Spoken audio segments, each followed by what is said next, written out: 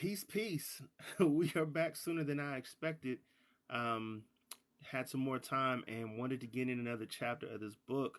Man, I think I might finish this book tonight. I don't know, man. I'm just like, I'm really taking a lot from this. And what I didn't expect was this to be therapy for me or therapeutic for me. It's not therapy, but therapeutic for me in some of the things that I'm uncovering while I'm doing this reading. And so, honestly, I can't put it down. You know what I mean? I wanted to maybe try and make some videos and while I still had some time, but I'm gonna push through to chapter 10 of Salvation, Black People in Love by Bell Hooks. This chapter is embracing gayness, unbroken circles, and as always, I'm gonna do a live reading, so I'm gonna go paragraph by paragraph. I'll be looking at the comments to see if there are any questions or comments that I can address right away or integrate into the reading. And then at the end of the reading of the chapter, I'll be opening up for those who may want to hop on live and give their reflections, or for those who want to give their comments in the comments section. I'll read those out aloud as well. And then once I get some time to clear some things out of my phone, I'll be uploading these live sessions onto my YouTube at Fatal Pros on YouTube, so that you can re-listen to them and hopefully gain as much as I've gained from this reading, because this has been a powerful reading that we've been going through. So without further ado, I will get into this reading. And again, if you have comments, go ahead and post them in the chat, and I will call those out intermittently throughout the reading. So, in the late 60s and early 70s, when black liberation was made synonymous with black men becoming patriarchs, no one talked about the way in which this uncritical support of male domination altered the nature of black love in black communities. While it had a devastating impact on black heterosexual unions, it had tragic consequences for black homosexuals. Whereas tolerance of difference, including sexual difference, had been a norm in the lives of black people who had themselves been subject to genocidal assault engendered by intolerance prior to militant black power, this support changed. Patriarchal uh, black male takeover of the civil rights struggle ushered in a mood of intolerance. With the call to dominate and control black women by any means necessary came the call to attack, crush, and if necessary, kill homosexuals, especially the black male F word. I'm not going to say that word. This was the term Eldridge Cleaver and his cohorts used to put down any black male who was not willing to assume a macho pose. Patriarchal black male leaders overtly expressed homophobia and encouraged other black people to join them. Homophobia has always been a reality in black life. Hatred and fear of homosexuals has taught to many black folks by religious leaders. Prior to the 60s, black folks were much more willing to interpret scripture in ways that affirmed loving one another. Growing up in our small Kentucky town, as a family, we had the good fortune to live across the street from the Smith family, an elderly couple who lived with their adult son, Mr. Richard, a school teacher. In those days, everyone used the word funny to describe homosexuals. We learned at school that Mr. Richard was funny. At home, we were taught to respect him, to appreciate the way he cared for his mother and father. When I told Miss Rosa Bell, my mother, that I was writing this chapter, we talked about why there had been the spirit of tolerance then. She shared that in small towns where black people had known someone all their life, you accepted folks' sexuality because they were just born that way. They couldn't change themselves, and you could not change them, so there was no point in trying. In those days, black Christian fundamentalists emphasized the importance of religious teachings that urged us to love everyone. Growing up, we loved the gay men and women in our communities. Many of them were professionals. By today's standards, they would appear closeted because even though everyone knew that they were gay, they did not speak about it openly. It was also evident that male homosexuality was much more widely accepted than lesbianism. Black gay men in the town I grew up in adopted children, usually choosing a child from a family without the means to care for all of their kin. These children always had ties of affectionate interaction with their biological family, even though they stayed with their adopted kin. They did not become gay, nor did anyone express concern that being around gay folks would be corrupting, an expression of homophobic thinking that has now become more commonplace in black life. The histories of black gay people in segregated communities prior to racial integration have yet to be written. Sadly, many of the voices who could have given firsthand accounts of life as it was lived have passed away. As with all aspects of black life, urban experience often receives more attention and tends to be seen as the norm, so that often the unique experiences of black people in small towns in America are never critically examined.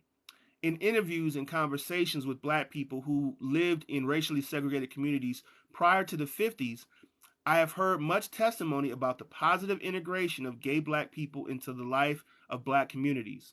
Speaking about his childhood in an interview in Sojourners, the Reverend Carl Bean, an out gay artist and evangelist, remembers, I was born in the 40s, raised in a time and a place where the black community was very separate from the rest of society. There was a feeling of family that was natural and that you were taught to be a part of. And now that I look back on that kind of respect, I'm sure it was provided the foundation for what my life is today. I'm sure it all provided the foundation for what my life is today. When asked if homosexuality was accepted back then, Bean recalls it was a part of the community. Of course, at that time, I didn't know gay or anything, but I knew you could be that way in the community. So I came up with the sense that it was part of us. It wasn't separate. That was in men. There were women who were real masculine, and everybody knew who they were, their names, and their mommies and daddies. So that base was there for me. Okay. The spirit of tolerance in diverse, segregated black communities that enabled many gay individuals to remain there and flourish even after racial interaction led to the formation of gay subcultures is rarely talked about. Southern black gay men, over 30 that I spoke with, who have chosen to remain in all black conservative communities rather than shift to integrated gay subcultures, feel that they would miss the experience of being a part of a larger black community, of being loved in that world despite the reality of homophobia. Mm. Without idealizing the past, it is important for black people to remember that love was the foundation of the acceptance many gay individuals felt in the segregated communities they were raised in. While not everyone loved them or even accepted their lifestyle, there was enough affirmation present to sustain them. Since legalized racial segregation meant that black communities could not expel gay folks, um, those uh, those communities had to come to terms with the reality of gay people in their midst. Straight folks who straight folks who had been taught by religious teachings to love everybody as oneself were compelled to create a practice of acceptance that was redemptive for both the heterosexual and the homosexual because it offered them an opportunity to, as it was common to say then, live the faith. It is no accident that the most out of these gay people were often singers and musicians who first made their debut in the church. Such as just as the church can and often does provide a platform encouraging the denigration and ostracization of homosexuals, a liberatory house of God can alternatively be the place where all are made welcome, all are recognized as worthy. In some small segregated black communities, the church was a safe house, providing both shelter and sanctuary for anyone looked upon as different or deviant, and that included gay believers. Man, okay. Let's go. Often gay individuals brought their talents to the church and offered them in the service of the divine. This has led some people to believe that gay people are inherently more attuned to the aesthetics than others. In reality, individual homosexuals, especially black males raised in traditional black communities who did not blend in with the dominant masculinities, cultivated artistic abilities because art became a safe place as well. This is why so many of the choir directors and musicians were gay.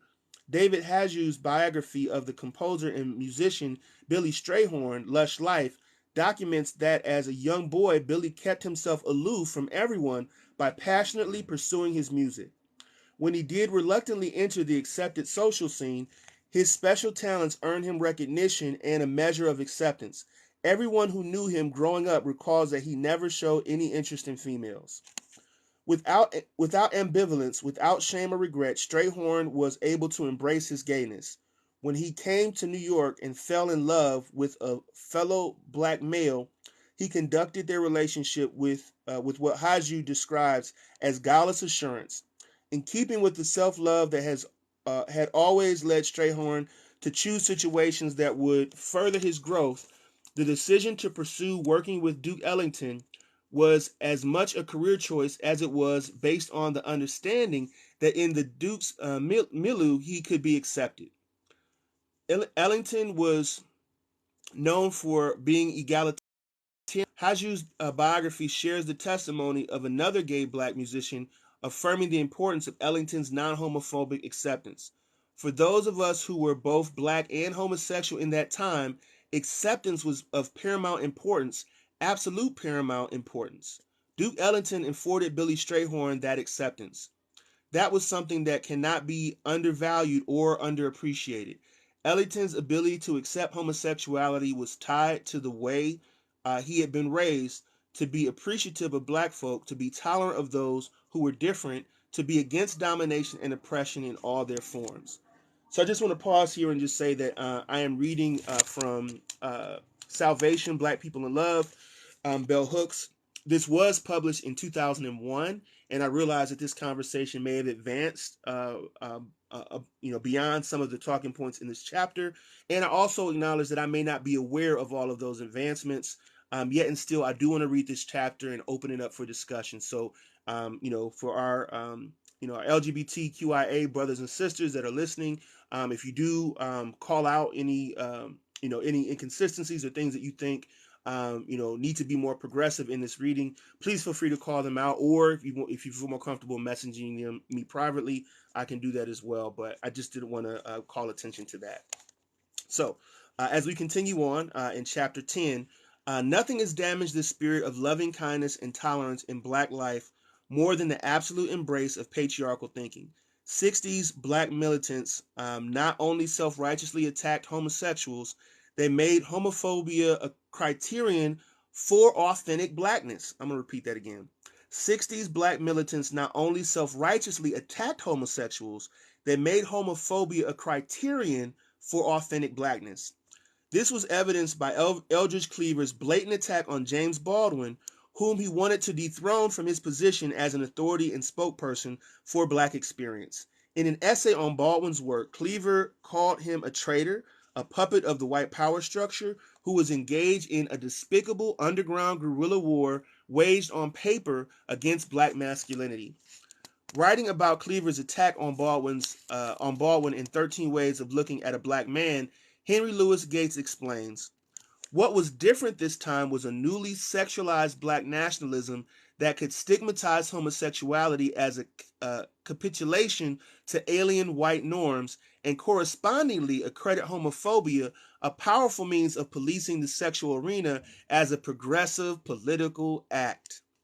It is not surprising that at this historical moment, more black people than ever before, especially the young, were turning their backs on the Christian church. What chapter is this? This is chapter 10, Embracing Gayness. And my apologies. I know I said I was getting off and I wasn't going to, I was going to, come back live this morning. I looked at the time. I saw I had maybe some time to get through another chapter. And like I said, right now I'm at this moment where I really can't put this book down. So I figured I'd do another chapter. So my apologies. I know I said I was getting off. Got right back on to do another chapter. So yes. It is not surprising that at this historical moment, more black people than ever, especially the young, were turning their backs on the Christian church. The same black macho men who attacked Baldwin by calling him Martin Luther Queen, attacked King's message of love, tolerance, and forgiveness. Despite their useful critiques of racism and white supremacy, these black power advocates ushered in a wave of militant resistance which validated violence, which encouraged black people to sit in judgment of one another, to turn against one another, and see one another as enemies. No wonder then that as the feminist movement launched its insightful critiques of patriarchy, black lesbian writers and thinkers were among the first group of black females to add their voices to the struggle. Poets Pat Parker and Audre Lorde were among the first black women to courageously critique patriarchy and homophobia in black life. I didn't see any notifications. Yeah, I don't know. We're working through it. I don't know if TikTok gives notifications for me when I go live, but I appreciate you joining and seeing me on, and we'll continue on. And again, at the end of this chapter, I'll open it up for anyone who'd like to share. If you have comments on this particular excerpts, just post them in the comments, and I'll read them aloud in between paragraphs. In her collection of essays, Sister Outsider, Lorde remembered the way homophobia was used as a weapon by sexist black men against black women activists, gay and straight. She says, today the red herring of lesbian baiting is being used in the black community to obscure the true face of racism, sexism. Black women sharing close ties with each other, politically or emotionally, are not the enemies of black men. Lorde added, the black lesbian has come under increasing attack from both black men and heterosexual black women. In the same way that the existence of the self-defined black woman is no threat to the self-defined black man, the black lesbian is an emotional threat only to those black women whose feelings of kinship and love for other black women are problematic in some way. For so long, we have been encouraged to view each other with suspicion, as an eternal competitors, or as the visible face of our self-rejection. Lorde's essays urge black people to remember our history and to allow our historical struggle against domination to lead us to resist all forms of oppression. Rightly, she urged black folks to challenge homophobia. Loving blackness means that we love all of who we are, and that includes gay black people. In recent years, I have been asked by young black heterosexual militants who still wrongly cling to the homophobia Black Power condone whether or not we should accept gays. I remind them that gay black people are here to stay and are not looking to heterosexuals to validate their reality, their worth, their authenticity.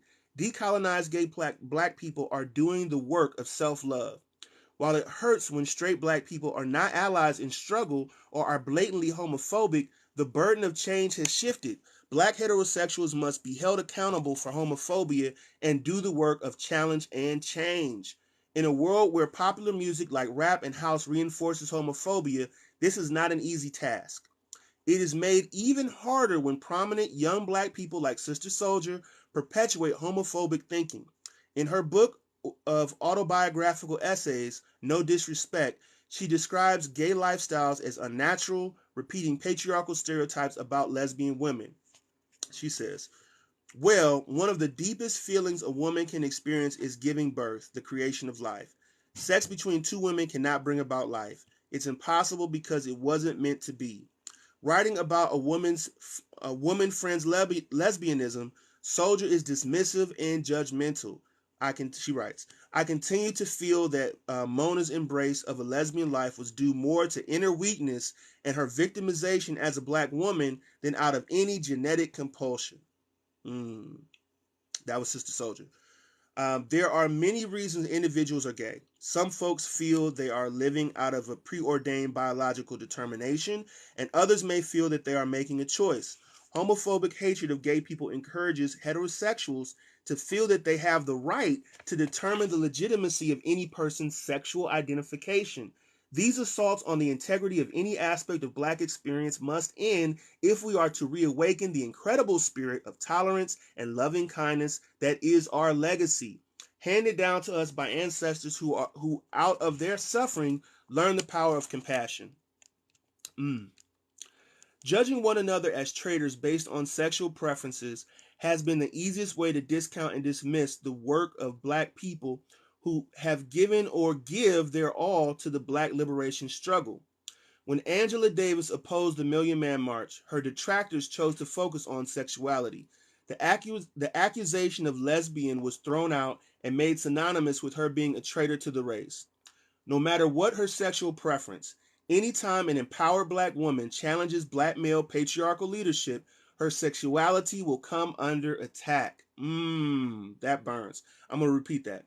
No matter what her sexual preference, anytime an empowered black woman challenges black male patriarchal leadership, her sexuality will come under attack. When Angela Davis openly acknowledged her lesbianism in the February 1998 issue of Out magazine, conservative black male leaders did not even respond.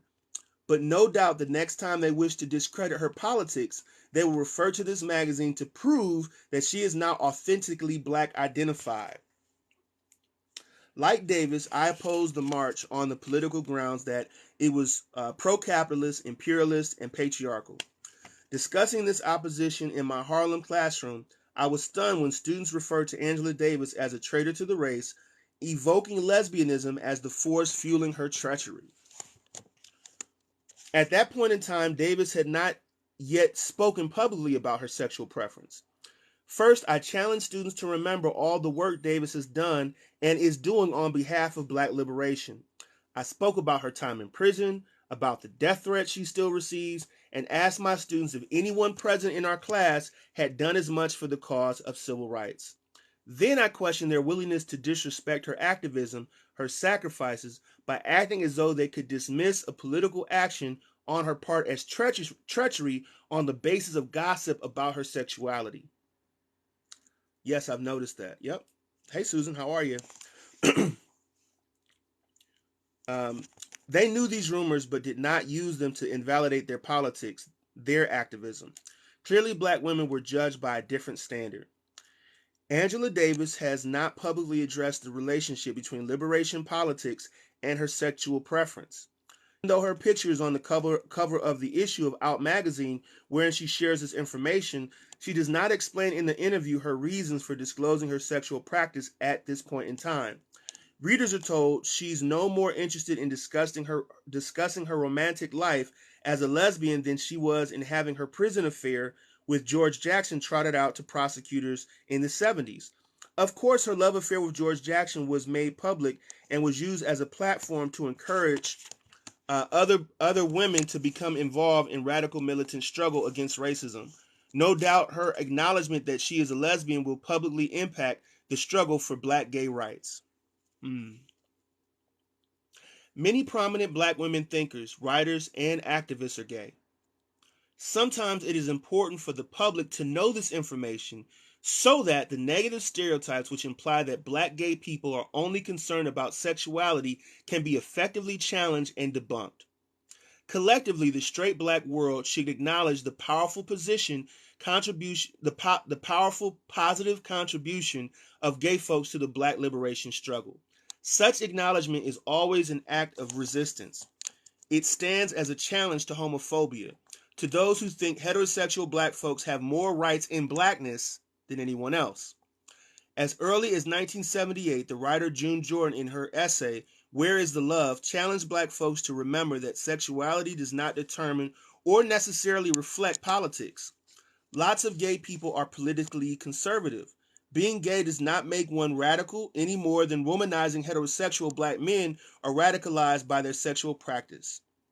Jordan shares, when I speak of black feminism, I am not speaking of heterosexuality or lesbianism or homosexuality or bisexuality. Whatever sexuality anyone elects for his or her pursuit is not my business nor the business of the state. Nor the business of the state. And furthermore, I cannot be persuaded that one kind of sexuality as against another will necessarily provide for the greater happiness of the two people involved. I am not talking about sexuality. I am talking about love, about a steady state, deep caring, and respect for every other human being, a love that can only derive from a secure and positive self-love. Paradoxically, the foundation of the love Jordan describes can only be present in black life if we respect everyone's sexuality. Indeed, one of the most destructive aspects of homophobia in the culture as a whole and in black life in particular is its erosion of the ground of self-love that is so necessary for the building of positive self-esteem. Given pervasive homophobia, all young black gay individuals living in diverse black communities are at risk. They risk their self-esteem being assaulted daily by a straight world that wishes to deny them equal access to a complex humanity and an array of choices about how to live and act in the world. In the autobiography of Bill T. Jones, Last Night on Earth, he poignantly describes the inner struggle he experienced as he endeavored to explore his sexuality, to find out its nature, and then later to share with his family his preference.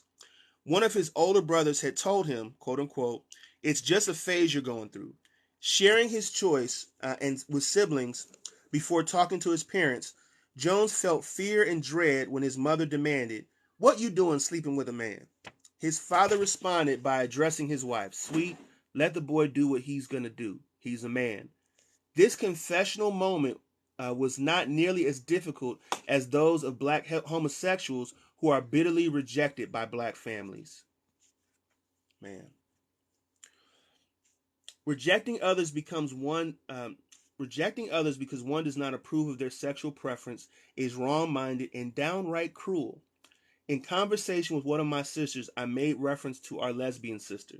She stressed that she could not condone homosexuality, that the Bible labeled it a sin. I pointed out to her that the Bible labeled adultery a sin, but she did not ostracize and punish either her partner or the other adulterers in her life. When it suited her needs as a heterosexual, she would interpret the Bible in a more progressive manner.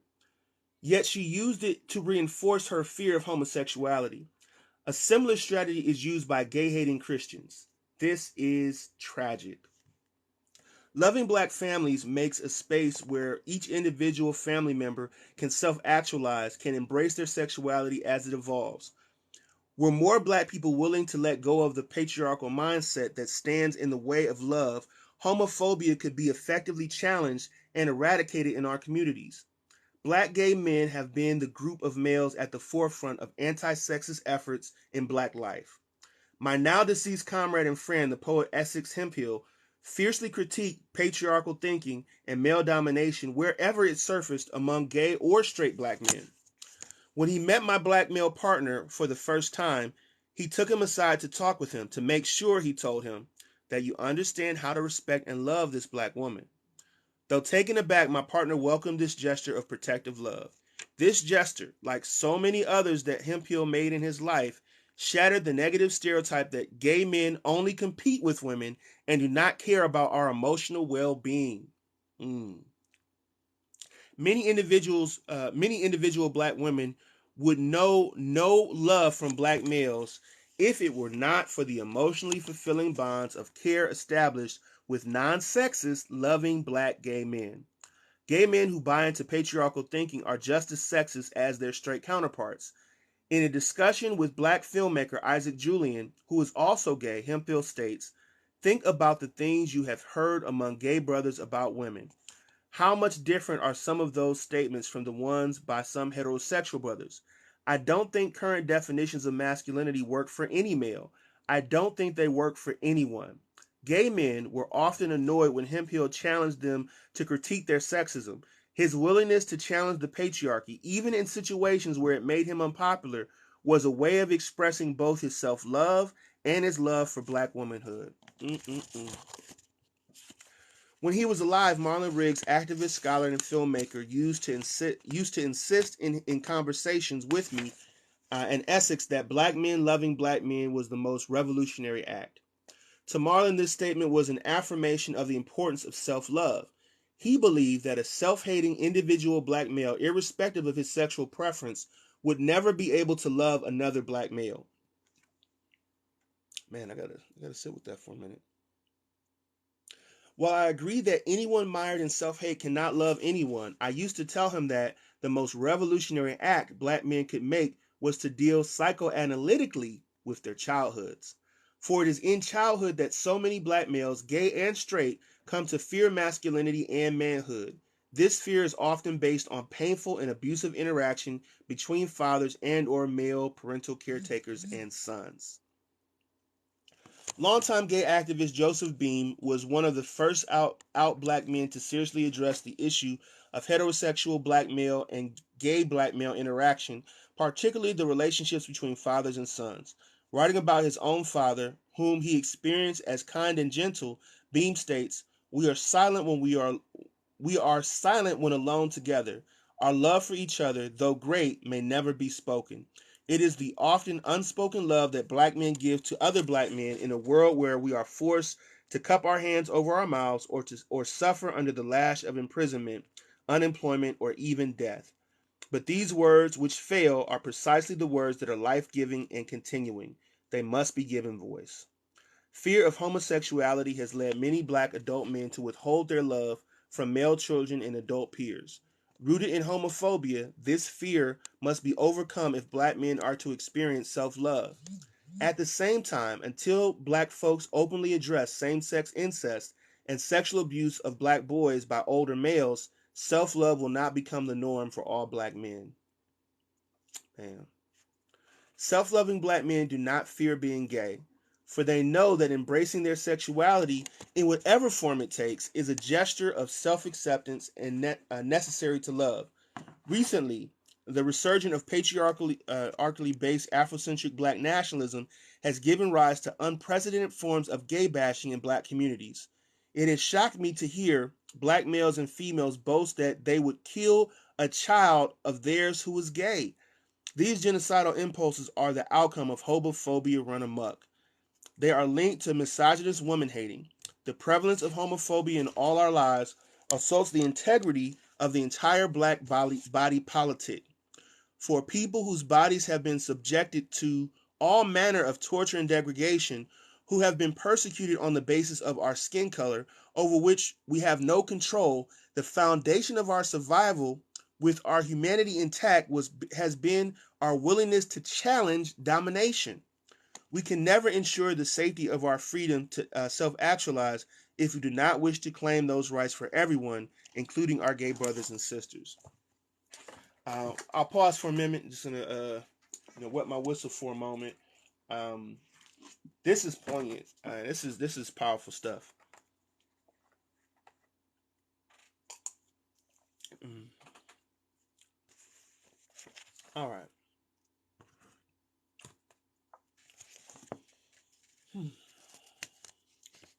There's no black person who does not have a gay relative somewhere in the family tree.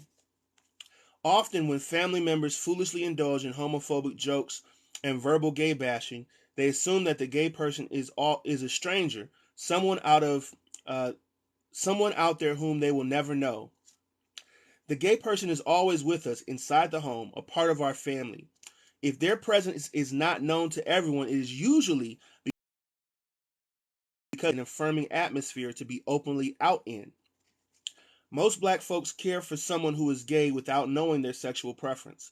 That space of unknowing can be the space where heterosexuals hurt and wound our gay relatives. When heterosexual family members create a safe space and loving environment, one where judgment of value and worth is not based on sexual preference, gay individuals can dare to speak their truth, share who they truly are, give and receive the love that we all need to be fully self-actualized. Man, she's preaching. Sadly, the prevalence of HIV and AIDS in black communities has broken the walls of denial and forced many black families and communities to confront the reality that gay people and bisexual people live with and among us. In some cases, individuals respond to this reality by acts of cruelty and hate, often shunning those who suffer. Indeed, until black people learn to accept that we have diverse sexualities, the sick and suffering among us will not be given the loving care that everyone deserves. Patriarchal homophobic thinking has led many black people to see the AIDS virus as punishment for wrongdoing. Such thinking is rooted in hate. It can only be challenged by acts of love. Narrow-minded black folks need to stop acting as though only straight people who are HIV positive are worthy of care. Without an open, compassionate response to homosexuality, black folks will never be able to cope with HIV-related diseases and AIDS in our communities, or understand why black women are disproportionately represented among the sick and dying. If we love each other and embrace our diverse sexualities, we create an environment where there is no sexuality that cannot speak its name.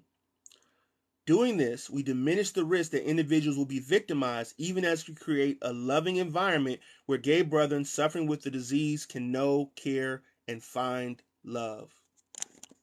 Creating communities of blackness where love and respect for diversity could be valued was an important act of resistance for newly freed black slaves. That abiding solidarity, which welcomes everyone and allows them to be at home, was taught to many of us in the segregated communities of our childhood. As an oppositional survival strategy, it enabled the building of bonds of affection among those who were different. The desire to build communities where everyone, straight and gay, would be safe was central to the project of visionary black liberation struggle. It is this vision we must return to if we want to make our communities places where gay people can mingle and thrive, fulfilled by the knowledge that we are family.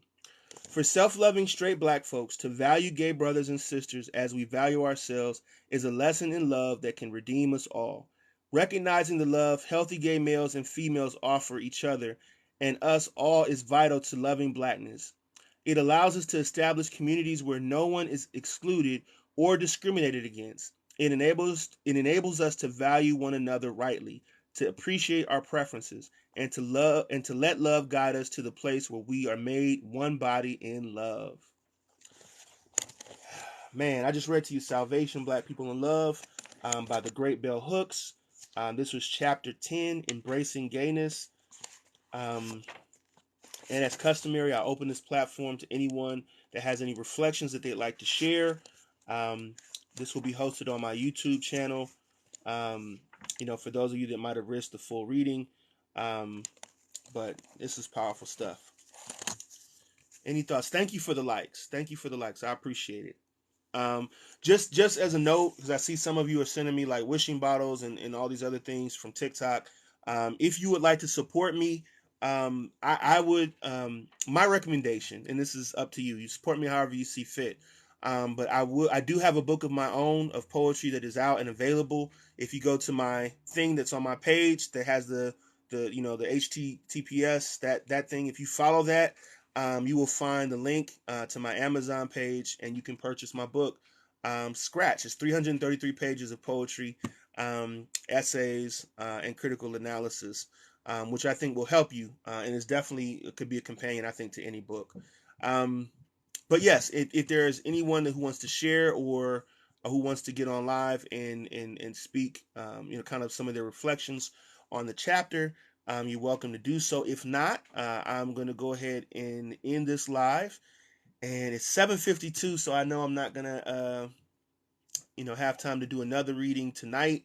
But I will finish this book up in the morning. So, thank you so much for listening.